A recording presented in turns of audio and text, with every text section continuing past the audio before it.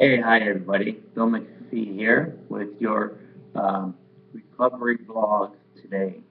And what we're going to talk about, we're in the fourth pillar of the Bright Future program, and we're actually talking about mental health and physical health.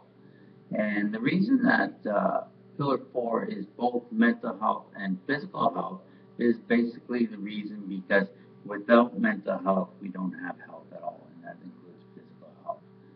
So they're both important, and what we're going to do, last week I talked a little bit about how um, being when we are ill, when we first get ill, that it affects us physically as well as mentally. And that was last week's post. If you didn't catch that, you can go back to that. But today I want to talk about with mental health and physical health. I want to talk a little bit about mental health and the foundation for there. In order to have mental health, we have to have a good self-esteem and confidence. And that's one of the things that is always lacking at one point when somebody has a mental illness. When we have a mental illness, one thing in common that everybody at one time has had, uh, or not, is that we have had a lack of self-esteem or a lack of confidence. And the reason is that is because when we have our psychotic break or when we have our diagnosis, whatever it be, schizophrenia, bipolar, depression, it affects us. It affects us mentally as well, and it affects our body and the physical aspect of that. So, what I want to talk a little bit about is that everybody at one time when we're dealing with a mental illness, we have poor self-esteem and poor confidence. And I want to share with you a little bit what exactly self-esteem is. Self-esteem is basically how we feel about ourselves on the inside. And basically, confidence is being able to project that self-esteem publicly. So, if we have a very poor self-esteem internally, we're most likely going to have a lack of confidence. So, what's the cure for that? Well, basically, what we need to do is we need to figure out all the things that we are good at.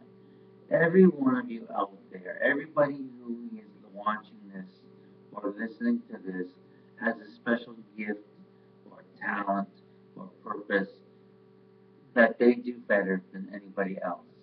And it's very important that we find out the things that we do well, things that we are strong in, so we can polish those and enhance those and build on those skills. So that's very important.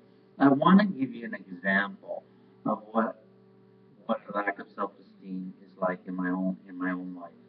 I can remember being at a Canadian Mental Health Association meeting, and they had a speaker there, and the speaker was talking about dealing with schizophrenia, and he was an architect.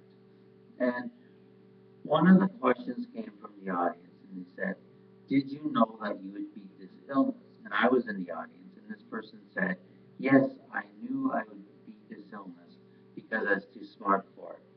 Well, I heard that, and I said to myself, I said, "Well, Bill, there's absolutely no hope for you because you're not smart enough to beat this illness." And that's what lack of self-esteem is. We have no confidence in ourselves, and we need to work on that. So I just want you to be aware of that, because again, our mental health affects our physical health, and this is pillar four: mental health and physical health. So I just want you to ponder a little bit about that, about your own self-esteem and your own confidence. And if you feel like sharing or asking a question, feel free to email me at bill@billmcphee.ca, and I'll answer your question. But until then, have a great day, and remember, there is life after mental illness. Have a great day.